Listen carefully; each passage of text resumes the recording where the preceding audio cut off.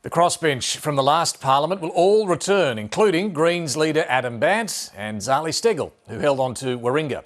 But their numbers are set to swell. 8 new crossbenchers are already confirmed after the Teal wave swept across the country, and the Greens added 2 more seats to their lower house numbers. And there's the possibility of 1 more, with the seat of Brisbane still in play. A crossbench of 16 would be the biggest crossbench in Australia's history. We've got 2 of those crossbenchers joining us now, Greens leader Adam Bandt and the new member for Wentworth, Allegra Spender.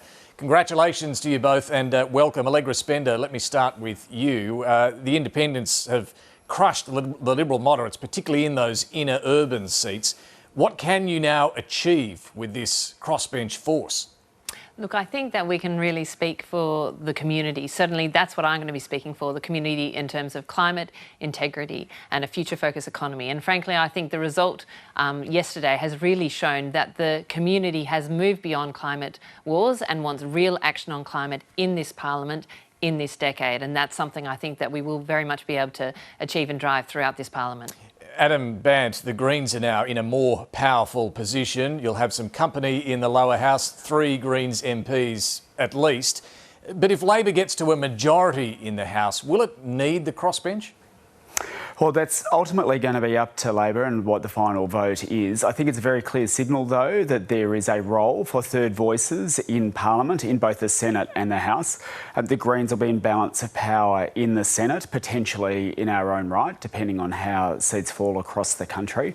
So I think there's a very clear message from this that Labor's vote went down, the Liberals' vote went down, the parties and the independents that put coal and gas and climate action on the table and inequality and integrity went up. And I think that's a message that the next government needs to hear. Well, Adam Bandt, just on that, Labor says it will stick to what it took to the election. It believes it has a mandate for its policies, its position on climate change. It's not as ambitious as you would like. So what can you do to push this new government further?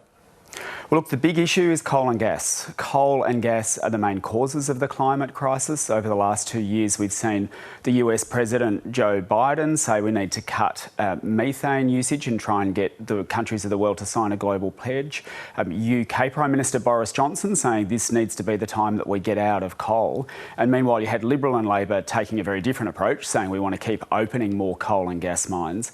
In the middle of a climate crisis, we can't open more coal and gas mines. And this has to be the parliament where we grapple with what it means to transition away from coal and gas in a way that supports the workers and communities, and that is going to be on the agenda. Allegra Spender, will you, as independents and other crossbenchers, the Greens as well, inevitably have to work together to use the weight of numbers to deliver the change and drive the change you want?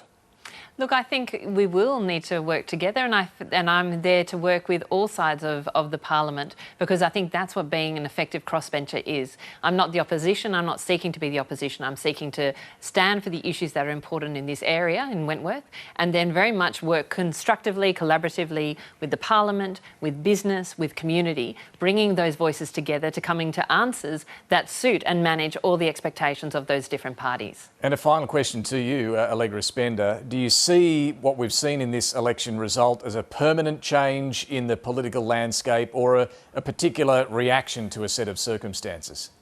Look, I think it will depend on how well the independents do in terms of achieving great things, I think, in this parliament. But what I think that the community has spoken for is saying we want more representation. I think that has been across the board. You see that with the drop in the votes of the major parties and the rise of the independents and also of the Greens and other minor parties. So I think that this is going to be a big question of how those major parties address themselves. But I think that independents have a huge role to play in holding governments to account ongoing, and I certainly hope to be doing that.